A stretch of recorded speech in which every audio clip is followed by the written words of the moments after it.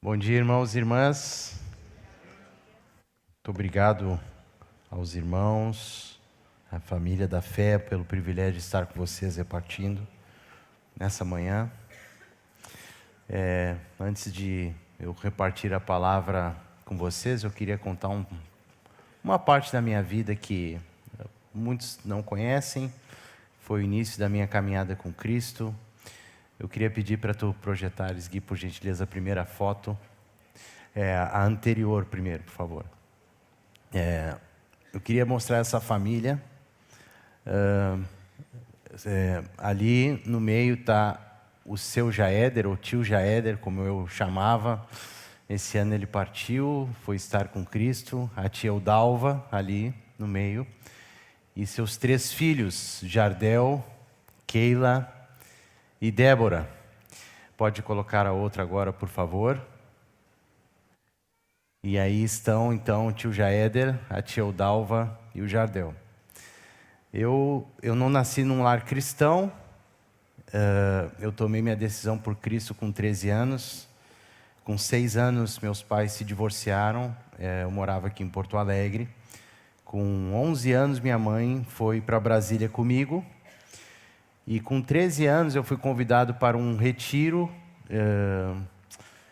para estar numa colônia de férias. E lá, eu não sabia, mas era evangelístico. Então, no último dia fizeram um apelo e eu tomei minha decisão por Jesus. Então, esse retiro era em Recife. Eu estava de férias, então voltei para Brasília. E lá eu procurei uma congregação para congregar, indicado pela minha avó. E ao chegar na congregação, eu me encontrei com essa família aí que o Guilherme projetou. Pode deixar, por favor, Gui, por favor. E essa família, a tia Eudalva, ela falou para o Jardel tem 2 anos mais que eu. E ela falou para o Jardel assim: Jardel,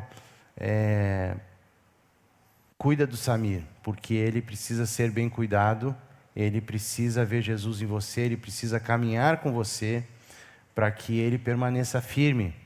Essa família é muito envolvida com missões. A tia Eudalva, ela é irmã de um missionário bem conhecido no Brasil, chamado Ronaldo Lidório. E eu estive com ele algumas vezes em Brasília, comemos juntos. E essa família, de fato, me adotou. Eles me colocaram dentro da sua casa, eu comia com eles, eu participava dos planos deles, eu viajava com eles, eles iam em missões, eu ia junto, nós ministrávamos juntos, eu compunha com o Jardel muitos cânticos. Como eu disse antes, ele tem 2 anos a mais que eu, então a gente aprendeu muita coisa junto. Eu lembro que num desses ciclos, eu vindo para Porto Alegre visitar meu pai de férias, eu sempre vinha no fim do ano visitar, passar a temporada aqui com o meu pai.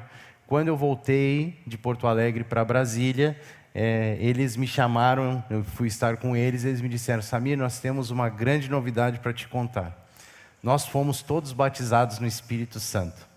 E foi muito simples. Nós fomos uma Assembleia de Deus, e então cada um de nós foi batizado. O encontro de segunda-feira, nós éramos de uma congregação tradicional, e que não praticávamos essa busca pela vida no Espírito, mas eles foram ministrados pelo Senhor de que precisavam ser. Então eles falaram para mim: se você quiser ser, nós vamos lá com você para você ser batizado no Espírito também. Eu disse: eu quero.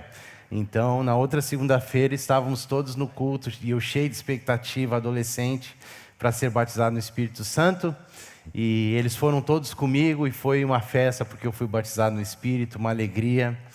E essa família, ela me incluiu na sua vida, no seu dia a dia. Ela abriu espaço na sua mesa, eu dormia na casa deles muitas vezes, e isso foi muito importante. Eles cuidaram de mim dos 13 até os 17 anos, quando eu voltei para Porto Alegre. Quando eu terminei o ensino médio, o primeiro curso que eu me propus a fazer superior foi a faculdade, foi o Seminário Batista em Brasília, no Centro de Ensino Superior Batista Nacional.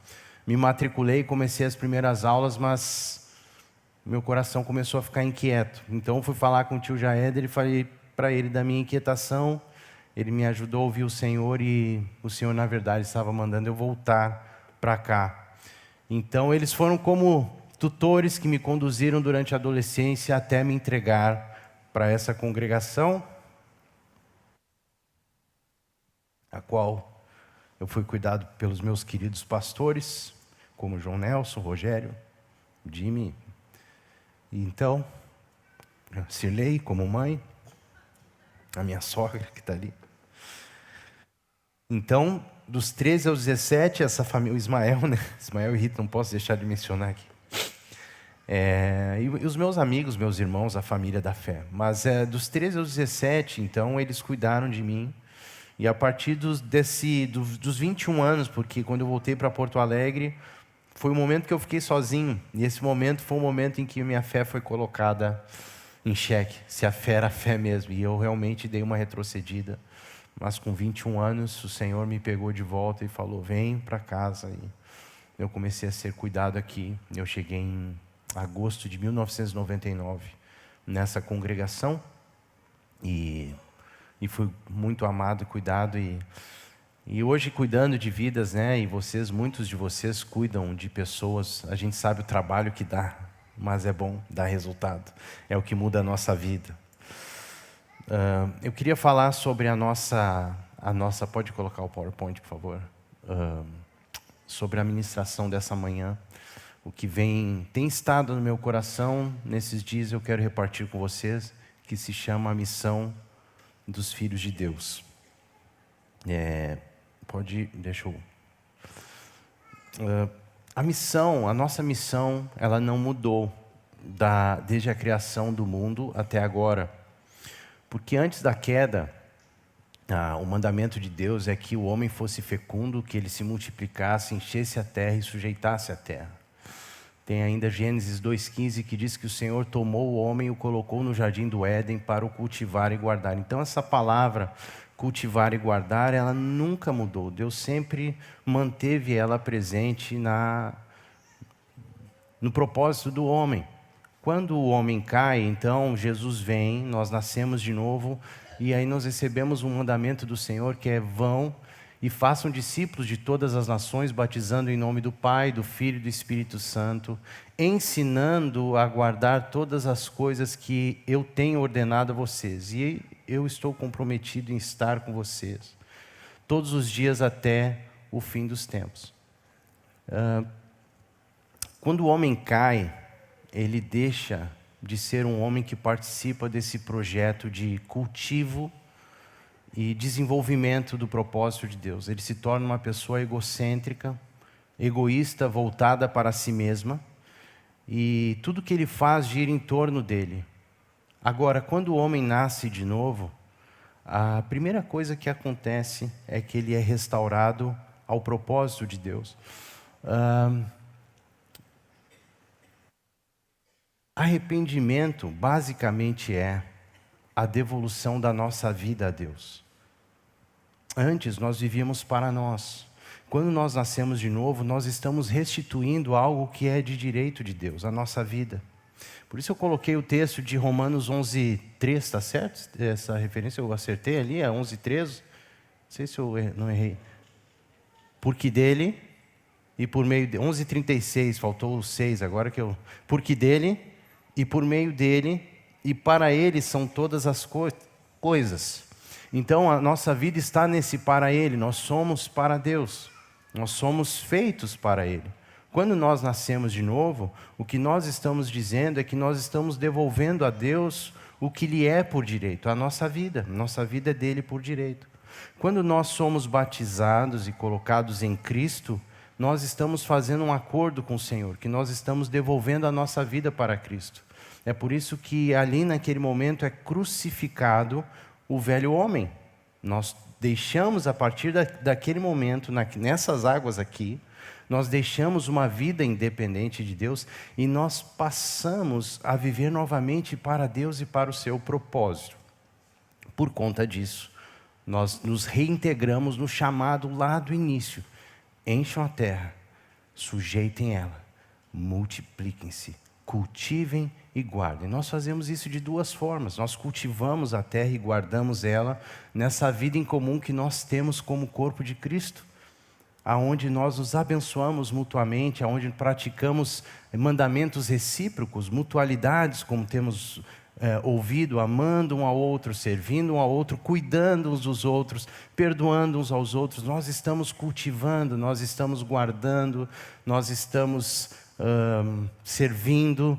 Nós fomos aqui ministrados nessa manhã sobre receber uma nova unção como casais, como famílias. Nós estamos sendo cultivados pelo Senhor e guardados. Essa é uma parte muito importante. Isso tem a ver com a horizontalidade da cruz. Na horizontalidade da cruz, ou melhor, na verticalidade da cruz, que Deus nos trouxe de volta para o seu propósito e nós recebemos dele todos os recursos que nós precisamos para viver essa nova vida no reino de Deus.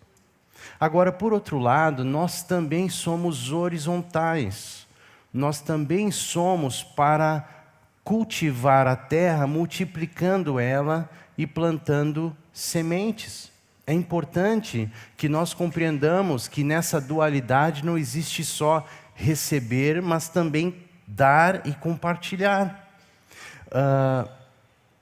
Hoje, semana passada eu compartilhei essa ministração com os irmãos aqui no sábado, e o Jonatas Stift me lembrou que há 1 ano atrás, mais ou menos, veio aqui aquele irmão Knut, e ele compartilhou uma ministração sobre seja um e procure um.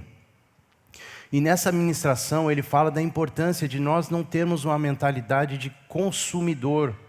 E de fato a igreja ela não é uma consumidora. Quando ela se vê como uma consumidora, quando o indivíduo dentro do corpo se vê como um consumidor, ele não está entendendo em que posição ele foi colocado de fato.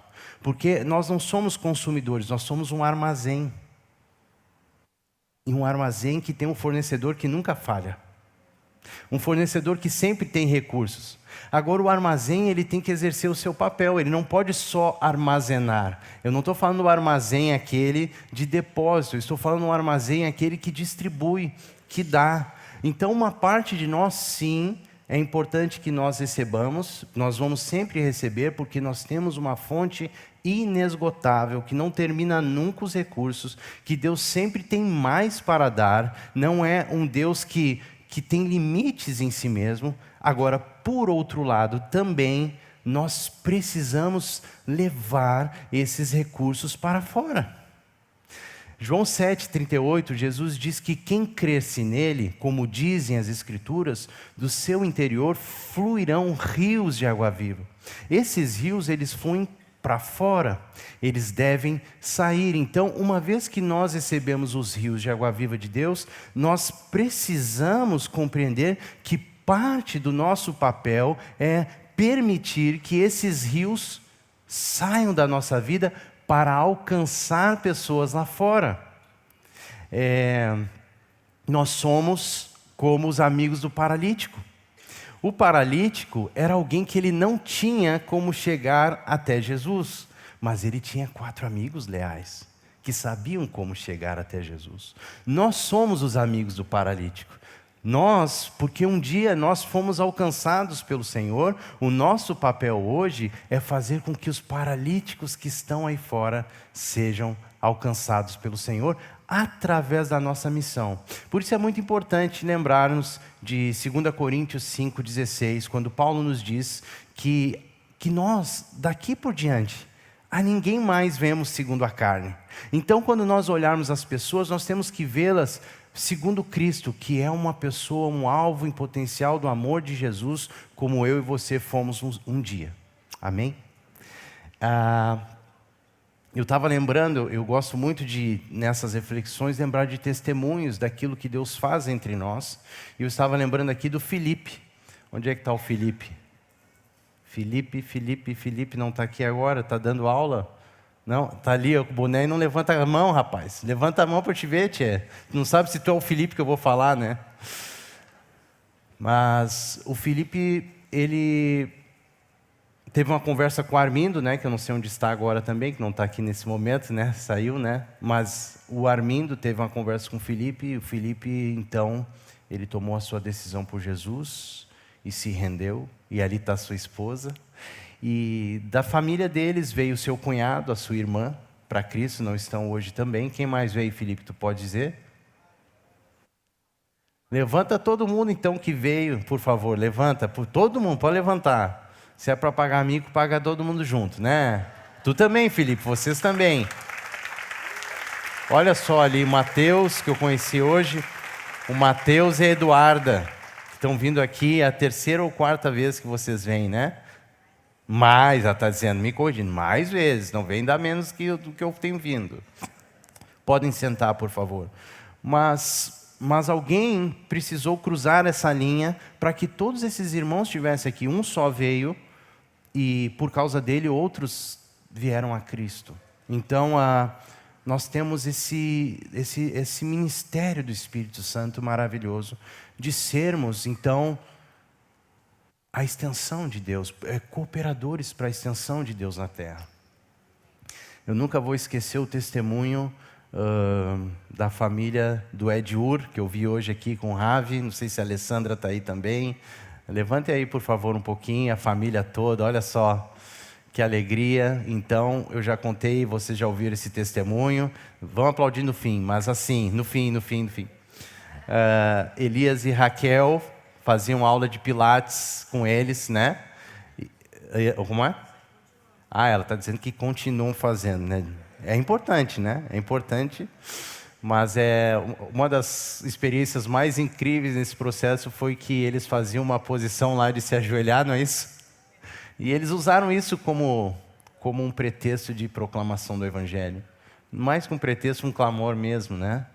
E por causa disso, eles tomaram a decisão por Cristo. A coisa mais incrível desse processo, e é aí que a gente vê como o Espírito Santo, ele é tremendo naquilo que faz, é que Camila deu aula para o Ed Ur, é isso? Quantos anos atrás?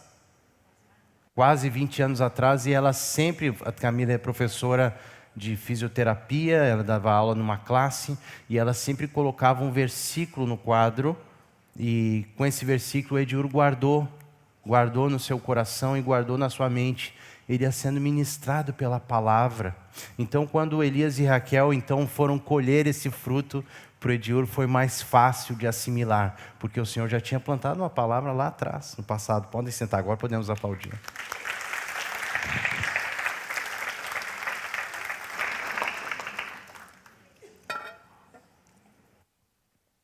Então, a nossa missão, ela não muda, nós continuamos fazendo a mesma coisa.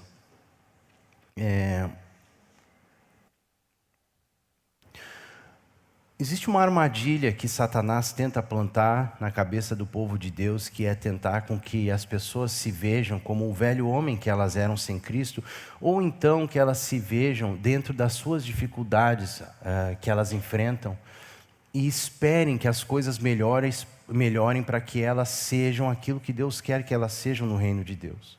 Isso é um engano, porque a nossa história ela não começa quando as coisas melhoram ou pioram. A nossa história ela começa quando nós nascemos de novo em Cristo Jesus. Eu quero contar um segredo para você. Todo ser humano dessa terra tem problemas. Convertido ou não convertido. Todas as pessoas têm dificuldades. É uma das coisas que nós herdamos com o pecado. Lá em Gênesis capítulo 13, Deus vai falar, essa terra ela vai produzir, por causa do pecado, cardos e abrolhos, que são herbáceas espinhosas. E Jesus, ele confirma isso em João capítulo 16, 33, quando ele fala assim, no mundo vocês vão passar aflições. Ponto. Eu sei que tem uma outra parte mais bonita, tem um bom ânimo que eu venci o mundo, mas é importante que nós assimilemos isso. Esse é um mundo de lutas. As lutas, elas não deixam de existir porque nós nascemos de novo. Elas não deixam de existir, nós passamos por elas. Elas são inevitáveis, elas são consequências. Agora, a boa notícia é que Jesus entrou nessas lutas para vencer e venceu. E é por isso que ele disse, tenham bom ânimo, porque eu venci o mundo. Então ele está dizendo, eu estou com vocês diante dessas dificuldades. É a grande diferença que faz um discípulo de Jesus para uma pessoa que não está aí fora, esses paralíticos que nós vamos alcançar.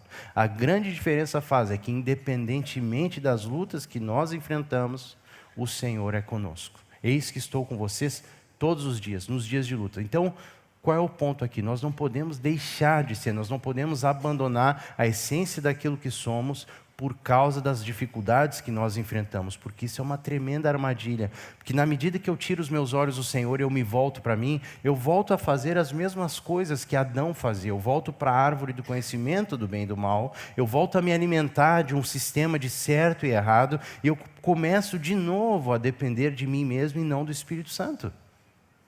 E isso é uma armadilha para nós, porque nós não fomos mais colocados nessa posição, agora nós estamos completamente nele. Só que o problema é que quando eu começo a colocar as minhas dificuldades, tribulações, angústias, medos e dificuldades diante dos meus olhos como impeditivo para viver aquilo que o Senhor quer que eu viva, eu começo a perder a perspectiva de quem eu sou em Cristo. A minha identidade começa a ser atingida. Ela começa a ser maltratada, ela começa a ser enganada por Satanás e traz para mim mesmo tormenta, incredulidade, medo, ansiedade, angústia, simplesmente por eu abandonar a fé daquilo que eu sou em Cristo Jesus. Lembremos que nós pensamos logo no comecinho da nossa reflexão, arrependimento é a devolução da minha vida a Deus, então não posso pegar de volta. Amém? Nós devemos lembrar de Gálatas 2:20, Paulo dizendo para nós, nos ensinando, logo já não sou mais eu quem vive, Cristo é quem vive em mim.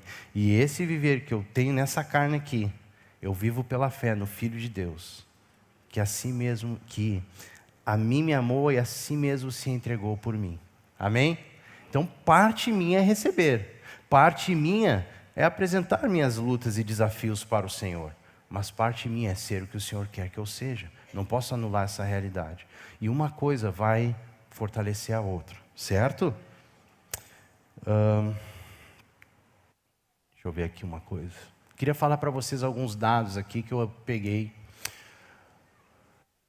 As estatísticas dizem que 50 mil pessoas morrem por dia, ou seja, é mais de uma pessoa por segundo. Então nós temos nesse momento, nesse dia, em torno de 150 mil pessoas partindo. E a minha pergunta que eu tenho me feito é o quanto dessas 150 mil pessoas têm partido sem Cristo?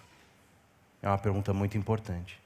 Eu faço essa pergunta porque se eu sou um armazém, se eu tenho recebido muito e nós temos comido e bebido da mesa do Senhor, recebido abundante alimento, comida abundante, eu tenho recebido pão para dar. Lembrem de Jesus dizendo para os discípulos, deem vós mesmos a eles de comer. Nós somos aqueles que dão de comer. Nós precisamos dar de comer, né? Estou vendo aqui o Ivanildo. Eu gosto muito do testemunho do Ivanildo. Eu gosto sempre de contar. Levanta aí, Ivanildo. A igreja te conhece, claro. Dá uma voltinha, o pessoal te vê aí.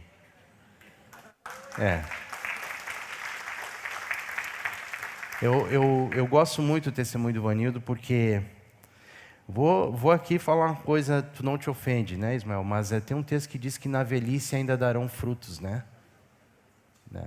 E nada pessoal, meu pastor. Mas o Ivanildo é vizinho de casa com o Ismael ali. E foi porque uma bola um dia caiu no... Uma peteca caiu no pátio do Ivanildo, que ele começou essa história linda com Cristo. E a impressão que eu tenho quando eu olho para ele é que ele não vai mais olhar para trás. É ou não é verdade, Ivanildo? É a pura verdade, não é? É isso mesmo. Deus fez uma obra tremenda na vida dele. E porque a peteca caiu na porta dele, ali se abriu um caminho para a proclamação do Evangelho. E quem vê essa carinha de Jesus hoje dele, não sabe que ele era brabo. É ou não é verdade? É.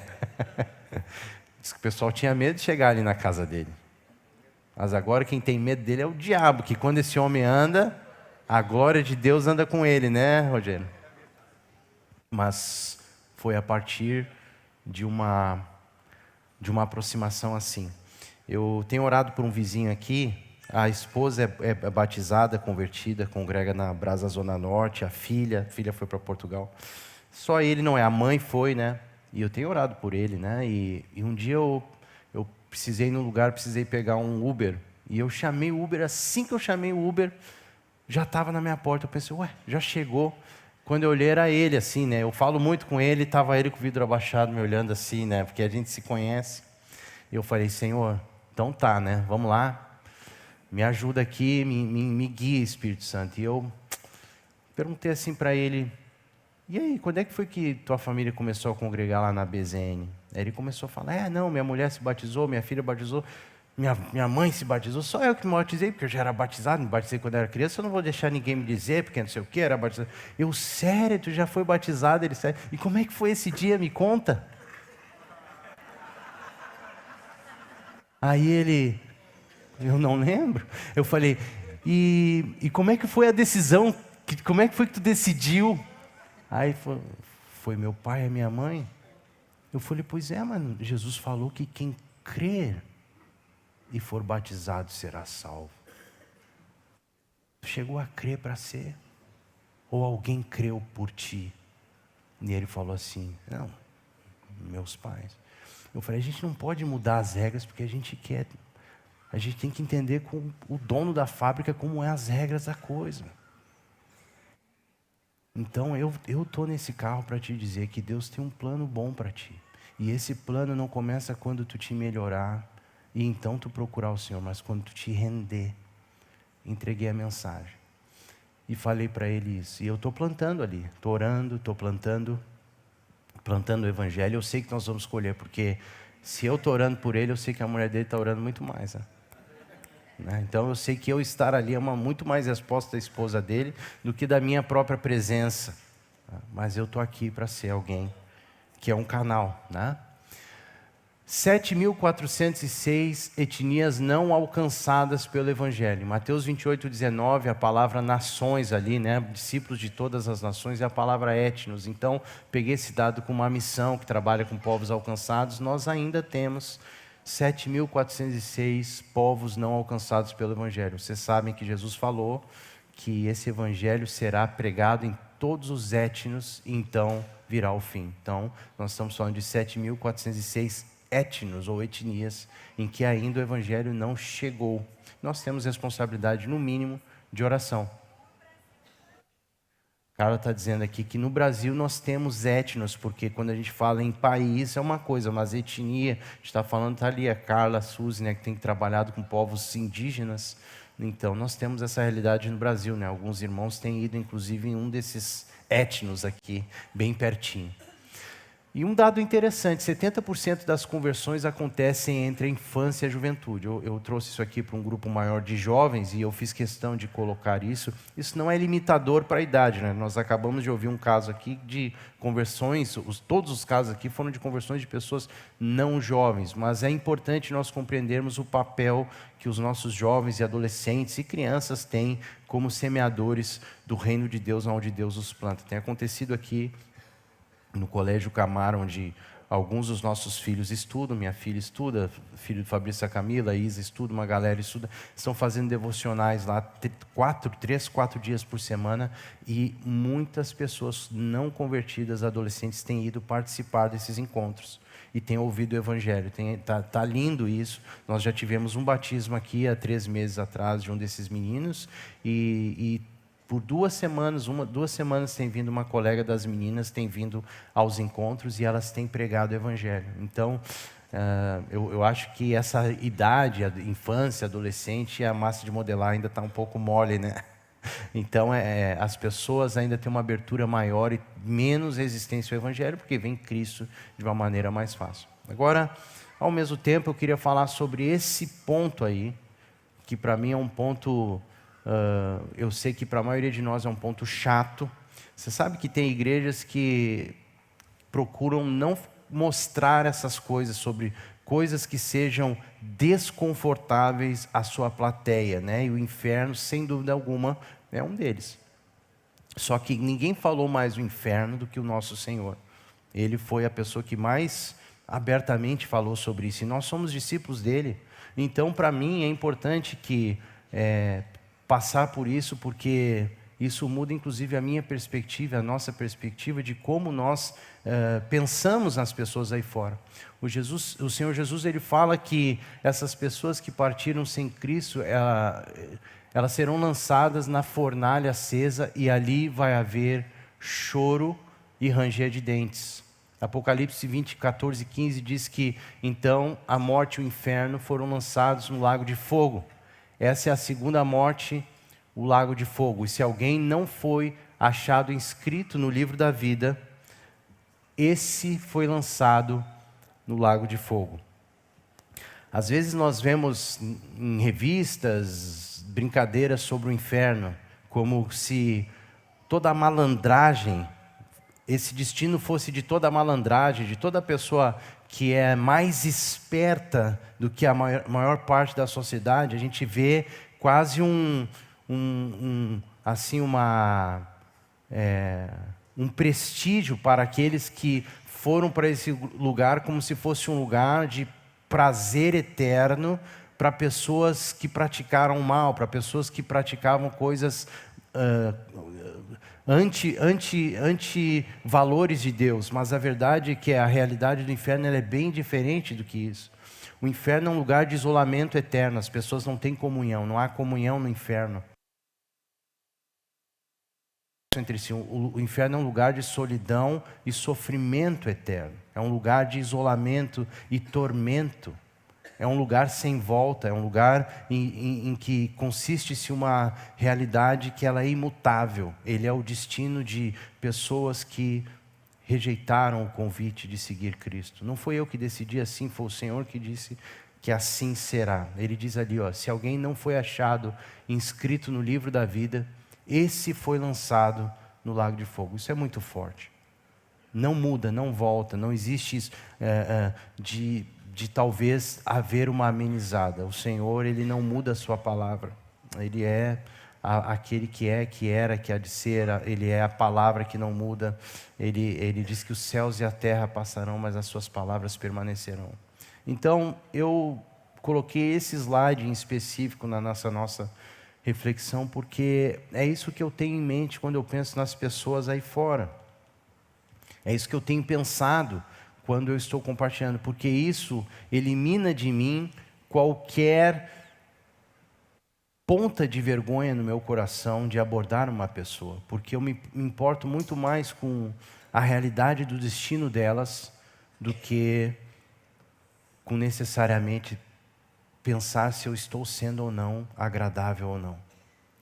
Eu sei que 1 Coríntios 13 fala que o amor ele não é inconveniente, mas o Evangelho é a maior expressão de amor que existe. Ele nunca será inconveniente.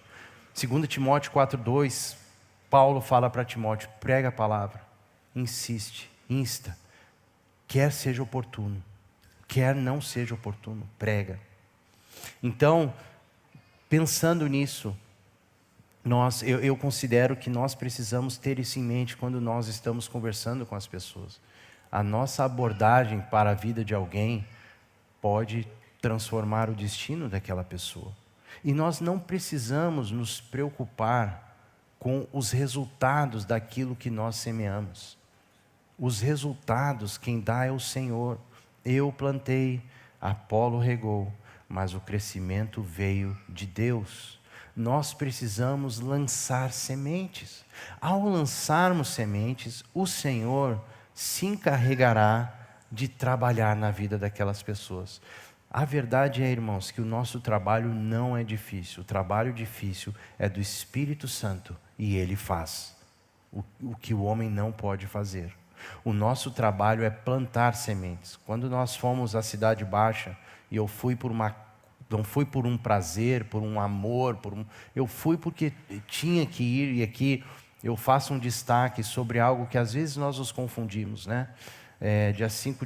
Dia 19 de outubro nós vamos ter o jantar da fase aqui nesse local. E o jantar da fase é um jantar que as pessoas separam um tempo para levantar recursos para servir nesse serviço junto a esses adolescentes. E nós já tivemos fruto de pessoas se convertendo aqui, né? E lembrando disso, eu lembrei de uma outra história de uma mãe que nos contou para mim e para a Lu uma vez que ela ia muito junto com a Cirlei, as irmãs, a Karen, no Madre Pelletier, e continuam indo, e ela falou para a filha sobre a ida delas lá, e a filha disse assim, mas eu não tenho carga de ir ao presídio. E a mãe dela disse: minha filha, ninguém tem carga de ir em presídio. A gente vai porque tem que ir. A gente não pode confundir carga com desejo. Desejar, a gente sabe muito bem o que a gente deseja. Eu desejo um belo conforto todos os dias. Mas o compromisso do nosso Senhor é lembrar que Ele sequer tinha lugar para reclinar a cabeça. Por amor de mim e de você. Não é verdade? Não é verdade? Então nós vamos porque temos que ir. Nós não vamos porque temos um desejo. Veio um desejo em mim e eu vou no presídio pregar, né? Veio um desejo em mim e eu vou falar com o meu... Não é sobre desejo, é sobre o que você carrega, você tem e eu também. Nós temos um depósito para dar. É simples assim. Esse depósito não acaba o recurso. Agora, eu e você é o que decidimos o que fazer com esse recurso. Mas a gente ia na Cidade Baixa, então, e eu ia lá, porque um dia eu passei por lá de carro, fui deixar minha mãe numa amiga, e quando eu dobrei a esquina, eu vi centenas de adolescentes na frente de uma rua onde tinha casas noturnas dos dois lados, e ali eles tomavam energético, com vodka, com droga. Então eu via as pessoas se drogando, usando cocaína, adolescentes, eu via fumando maconha, eu via bebendo, a polícia parada a metros assim com um cavalo, só para evitar as coisas mais grosseiras, mas tudo acontecendo diante dos olhos deles. Eu lembro que a primeira vez que a gente foi, eu não tinha noção de como seria, mas eu lembro que eu fui estar com o Rogério e ele falou assim: vocês vão, vocês circundem um lugar, vocês repreendam os demônios, amarem os demônios. Então nós fizemos isso. Eu lembro que tinha um despacho na esquina, parado assim, bem na esquina onde a gente parou para orar, e eu já tinha aprendido com ele também, ele tinha me ensinado. Eu falei para os demônios: vocês nunca mais recebam batuque aqui. Estão proibidos de receber. Chega, em nome de Jesus. Agora isso aqui é consagrado ao Senhor Jesus. Vão embora. Aí a gente ficou meses indo naquele lugar. Nunca mais largaram um despacho naquela esquina. Por causa da autoridade de Cristo Jesus na igreja. Na igreja. Não no indivíduo, na igreja. E nós estávamos ali, nós fizemos isso. E realmente, nós oramos, abençoamos aquele lugar. E ministramos, né? E andamos por aquele ambiente. E abençoamos e mandamos os demônios embora. E era impressionante a abertura daqueles adolescentes ao Evangelho. Me surpreendi. Já contei essa história para alguns vão ter que ouvir mais de uma vez, mas para mim me marcou muito, porque eu digo para vocês, irmãos, quando nós chegamos naquela esquina e fizemos isso e oramos, ok, chegamos, oramos, fizemos, mandamos embora os demônios, paramos juntos e nos olhamos. E agora? O que a gente faz? A gente nunca tinha ido. Eu falei: vamos andar, vamos dar os primeiros passos e vamos ver o que acontece. A gente deu 1, 2, 3, 4 passos. No quarto passo que a gente deu, um adolescente gritou: Senhor, o senhor aqui. Porque estava entre nós o Everton Eliezer nesse grupo. Está aí o Everton hoje? Não, acho que não. Ele estava lá e era um aluno dele. E aí o Everton: sim, eu estou aqui. E aí o aluno perguntou para ele assim: o que o senhor está fazendo aqui, professor? E o Everton falou: o que tu acha que eu estou fazendo aqui? Aí o aluno falou: olhar as gurias. E naquele momento nós começamos a pregar o Evangelho. E eu ouvi uma voz falando para mim assim: eu estava aqui há muito tempo esperando vocês.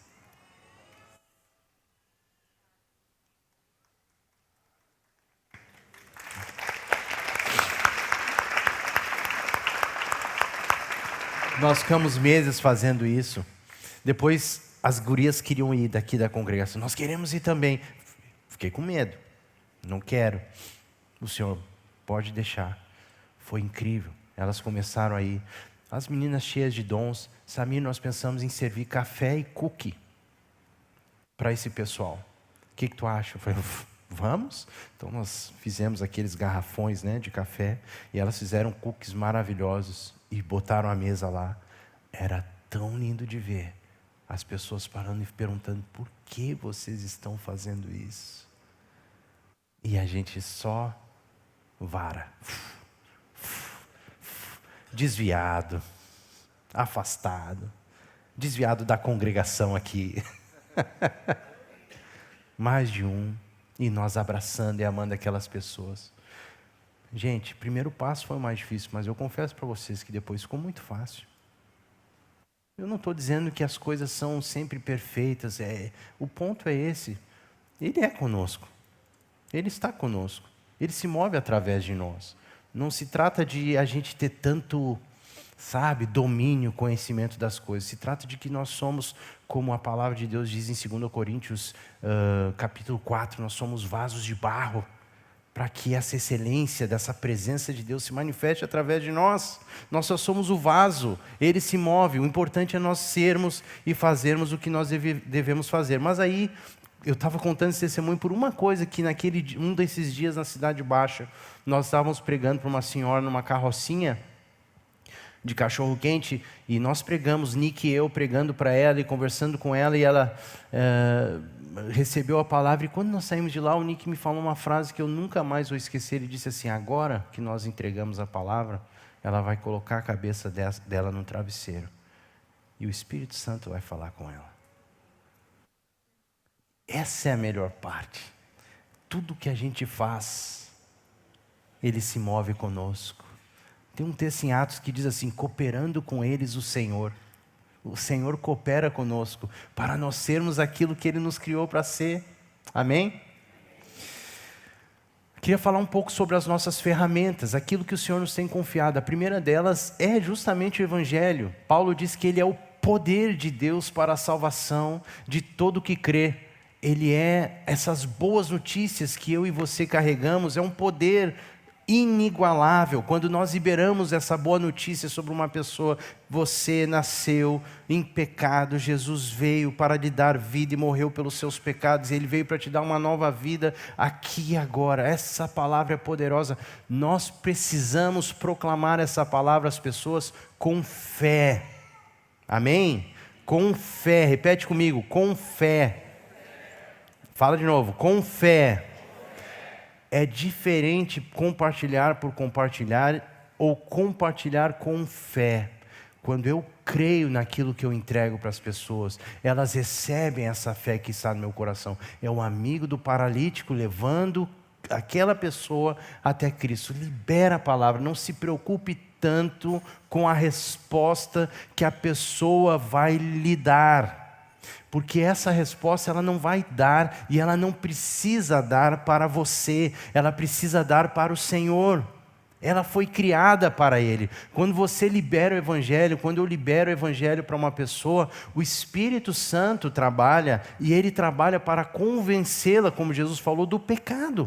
Então, a partir daquele momento, Ele vai estar trabalhando, Ele vai estar ministrando. Então, libere sobre as pessoas palavras com fé. Libere a palavra do Evangelho com fé. Não deixe de proclamar o Evangelho. Proclame o Evangelho.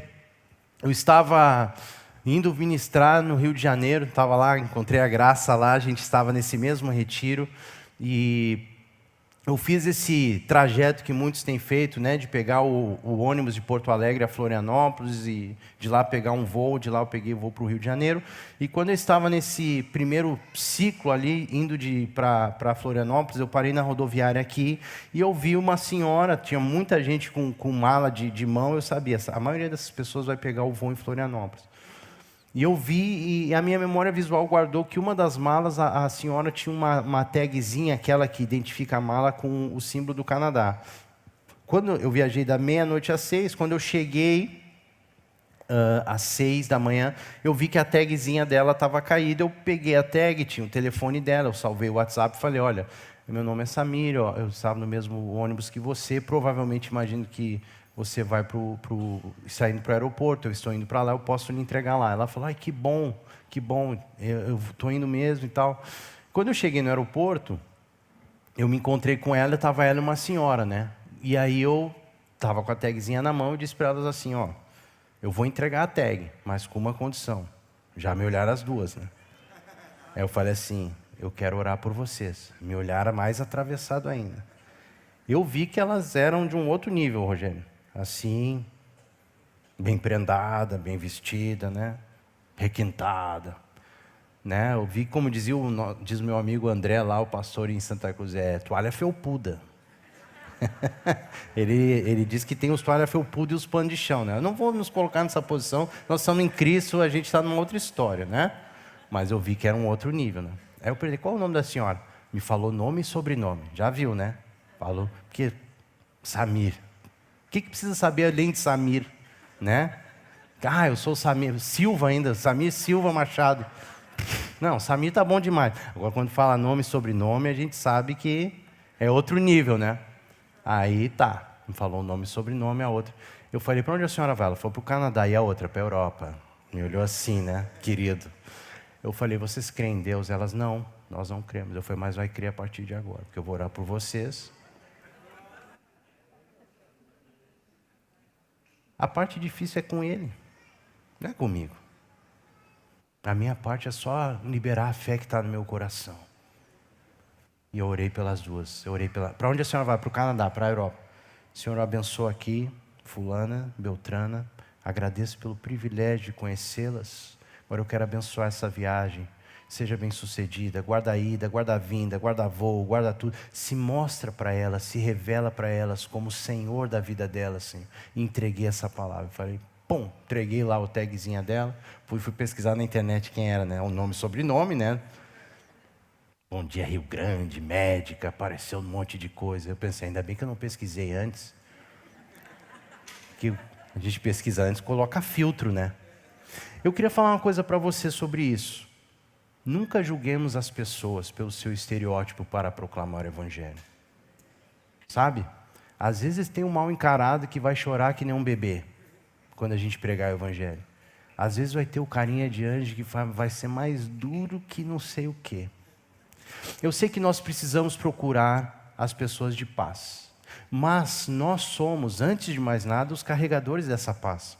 E quando nós nos aproximamos das pessoas, essa paz ela chega até elas, e essa paz é Jesus em nós, certo? À medida que nós nos aproximamos delas, é somente aí que nós vamos discernir se essa pessoa é de paz ou não é, porque ou ela vai resistir ao Evangelho, ou ela vai se apresentar como alguém aberto ao Evangelho, certo? Então, nós só precisamos ir, esse é o primeiro recurso. Agora, eu queria falar para vocês assim, às vezes nós colocamos justificativas para não pregar o Evangelho, né? Eu sou tímido, eu sou encabulado, eu sou introspectivo, eu tenho vergonha.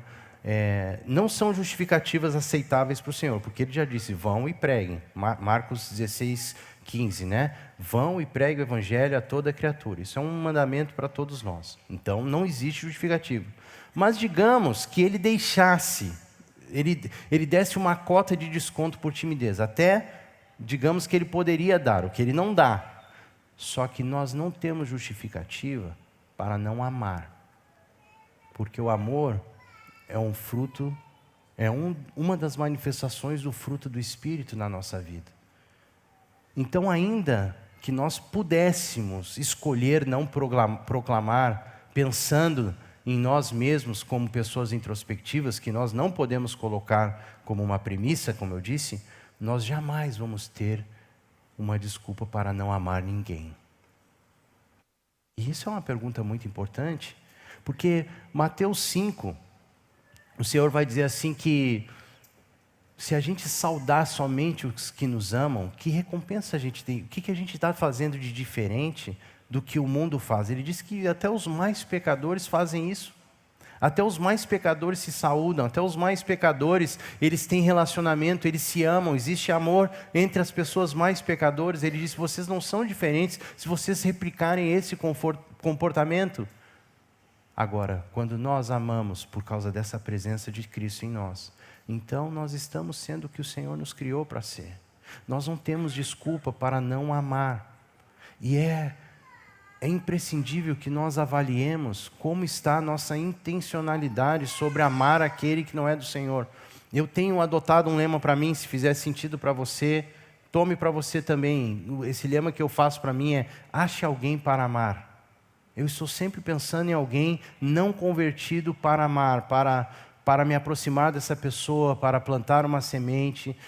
Nós todos aqui tivemos uma oportunidade maravilhosa nesse momento difícil do Rio Grande do Sul, onde muitos foram em casas amar pessoas que não conheciam o Senhor e como essas pessoas foram tocadas. E eu queria dizer para vocês uma coisa: o amor alcança lugares que as nossas palavras não chegam.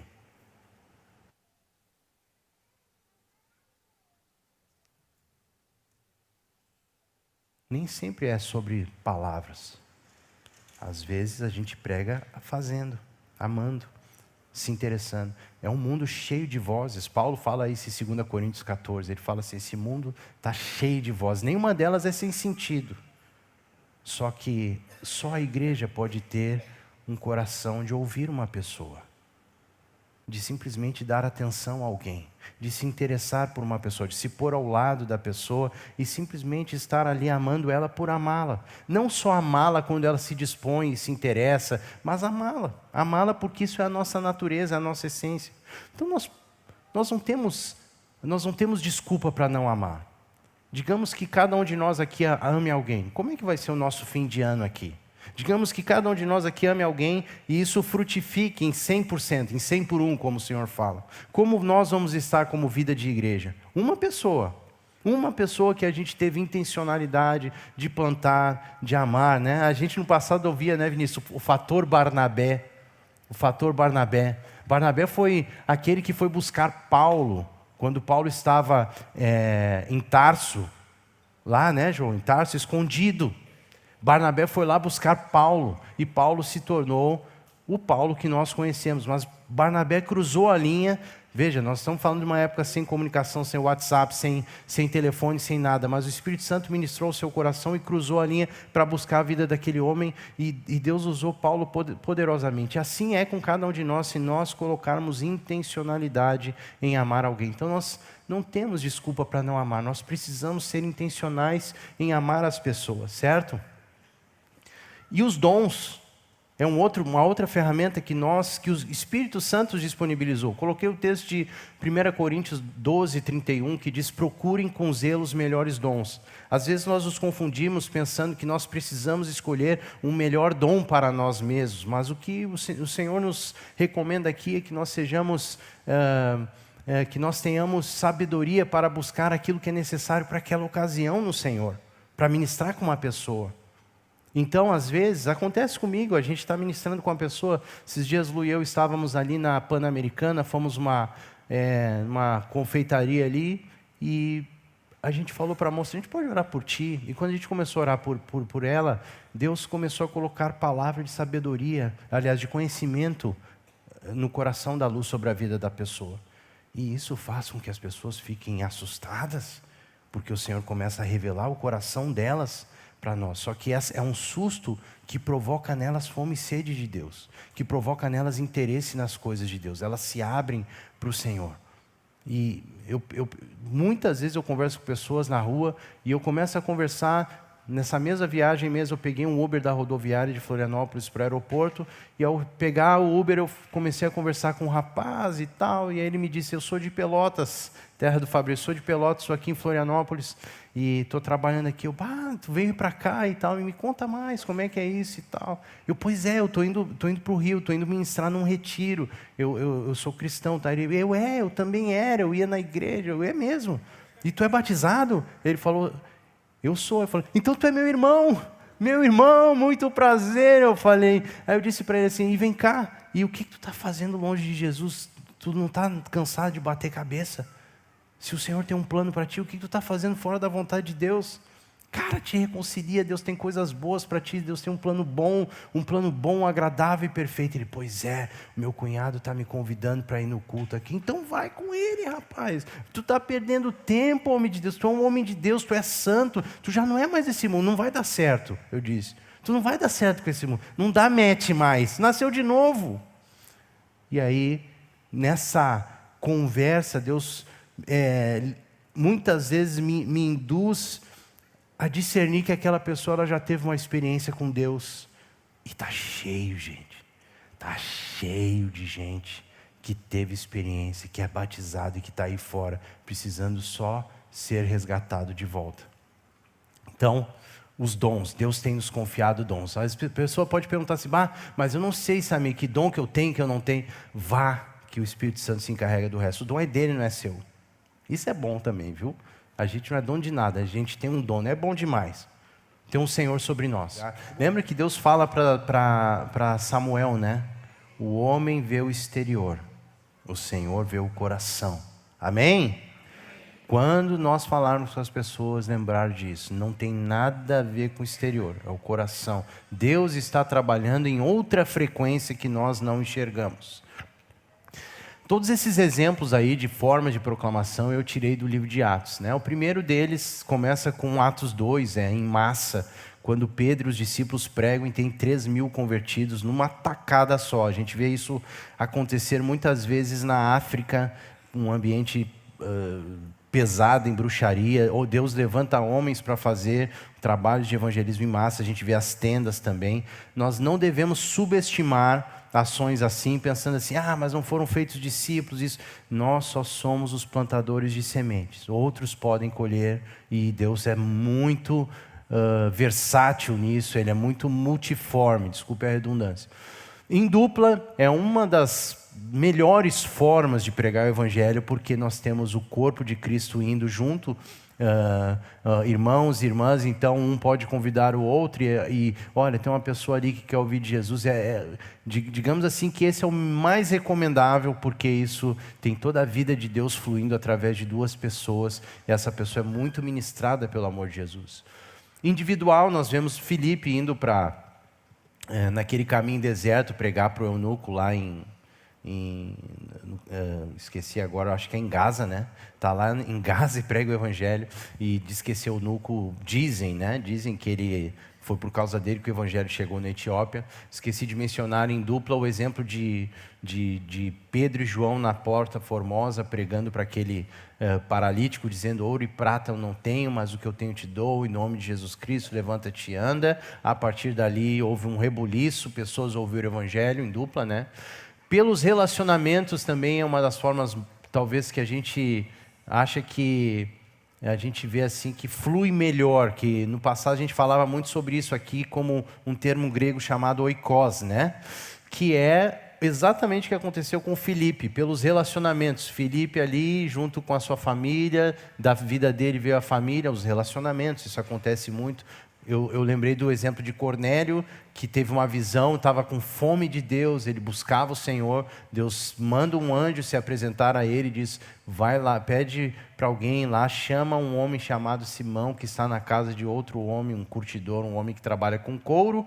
E então ele chama, e quando Pedro vai com um grupo de irmãos, a casa está cheia. O próprio Cornélio já tinha colocado um monte de gente lá para ouvir o Evangelho, e todos se convertem, são cheios do Espírito Santo. E por fim, eu coloquei por envio, porque eu acho que vale a referência do envio de Paulo e Barnabé, porque eles foram primariamente para pregar o Evangelho, eles não foram primeiramente para solidificar a igreja, mas eles foram em lugares e pregaram o Evangelho para pessoas não convertidas. A primeira ida deles, eles viajam e eles vão para a Ásia. A ideia deles é expandir o Evangelho na Ásia, até que eles têm uma visão de um homem macedônio dizendo, passa a Macedônia e ajuda-nos. E por causa dessa visão eles entendem, obedecem o Senhor e vão para o que é o continente europeu. Eles entram numa cidade chamada Filipos, eles encontram uma mulher que vende tecidos, chamada Lídia. Essa mulher, então, ela está provavelmente era uma judia, quando não tinha sinagoga, eles se reuniam próximos aos rios, ali ela se converte, dali nasce a igreja, lá eles são presos, mas enfim, o Evangelho se expande por toda a Europa, chega na Europa, chega a Roma, por causa de Roma, isso se expande no mundo inteiro, ainda que tenhamos alguns desvios de fé, mas o nome de Jesus é proclamado em todo o Ocidente por causa desse mover, e por causa disso nós estamos aqui também, porque o Evangelho chegou em nós também, tá? Para concluir, irmãos, e liberar todos para ir para casa, eu já passei do horário aqui, mas queria que a gente concluísse com esse texto. Eu recomendo a vocês, usem a riqueza injusta para fazer amigos, para que quando a riqueza faltar, vocês sejam recebidos nos tabernáculos eternos. Jesus está dizendo que as riquezas desse mundo, aquilo com que a gente lida, é manchado pelo pecado. tem um legado de pecado, não é puro. O mundo que Deus criou é um mundo em que nós não precisaríamos trocar nada para receber de Deus. Mas por causa do pecado, nós vivemos com uma coisa que é a riqueza de origem injusta. Deus é justo, mas a riqueza do mundo ela é de origem injusta. Ele está dizendo que cada um de nós recebe uma porção de Deus e que a gente deve usar essa porção para fazer amigos, amigos do reino. Para que quando essas riquezas acabarem, quando nós passarmos dessa vida para outra, esses amigos nos recebam nos tabernáculos eternos. Ainda há uma outra parábola em que Jesus diz que Deus confia a cada um de nós talentos. 1 talento, 5 talentos, ou 1 talento, 2 talentos, 5 talentos. Uma dessas pessoas, ela decidiu enterrar o seu talento por causa do rigor com o qual ela acharia que seria tratada por Deus. O Senhor diz que essa pessoa ela está numa situação muito desfavorável aos olhos do Senhor. Nós precisamos usar o que o Senhor tem nos dado para fazer amigos. Amigos do reino. Vem não. Para fazer amigos do reino. Nós precisamos. Então, quando terminar essa vida, irmão, nós não vamos ser avaliados pelo quanto de patrimônio nós adquirimos, o tanto de bens, recursos que nós tivemos, o quanto quanto a gente multiplicou, mas o quanto nós nos rendemos para que a vida de Cristo se manifestasse para o nosso irmão.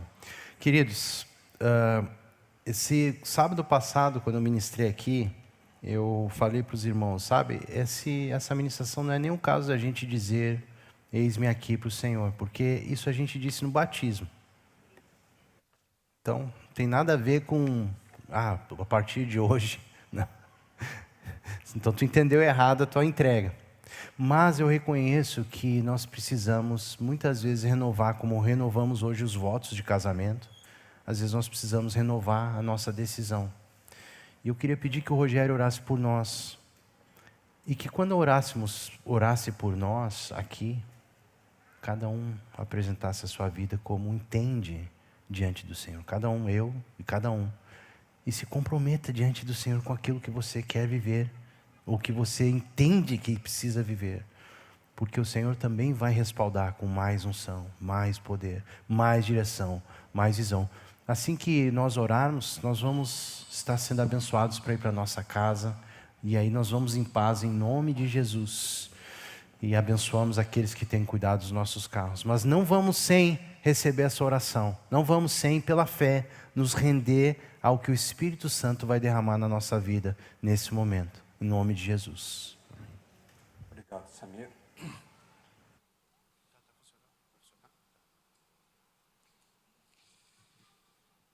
Então, oramos juntos.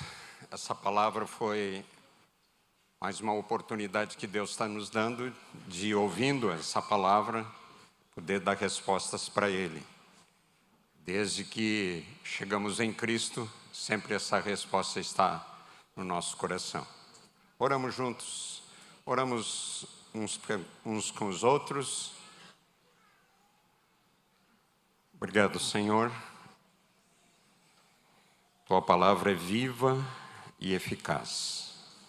E ela é mais penetrante do que qualquer espada de 2 gumes. E ela move o nosso coração. E nós, de novo, queremos te dar resposta. Aquilo que tu queres, aquilo que está no teu coração. Porque é tu que queres que ninguém se perca, mas que todos cheguem ao arrependimento. Muito obrigado, Senhor, porque tua graça está presente. Esse ano é o ano da graça e, por certo, muita gente está embaixo do teu plano para chegar a viver na graça do Senhor. Muito obrigado, Senhor, cada um de nós aqui. Nós rejeitamos toda obra do inimigo que quer tirar do nosso coração aquilo que foi estabelecido por Ti, Senhor. E venha uma nova unção sobre toda a congregação para proclamar aquele que vive em nós. Muito obrigado, Senhor. Irmãos, hoje de manhã, eu acho que eu tenho acordado diversas vezes de noite, porque cada vez que eu acordo, Deus bota uma palavra no meu coração. Ele disse assim para mim: tu crê que o que eu disse é verdade? Eu disse: o que o senhor disse? Ele disse assim: arrependei-vos, que é chegado o reino. Daí eu fiquei escutando aquela palavra e não conseguia mais dormir, era cedo ainda, dava para dormir mais um pouco, e ele falou muitas vezes comigo. Ele disse que nós devemos continuar dizendo: arrependei-vos, que é chegado o reino. Amém? Aleluia. Bom domingo a todos, é isso? Aleluia.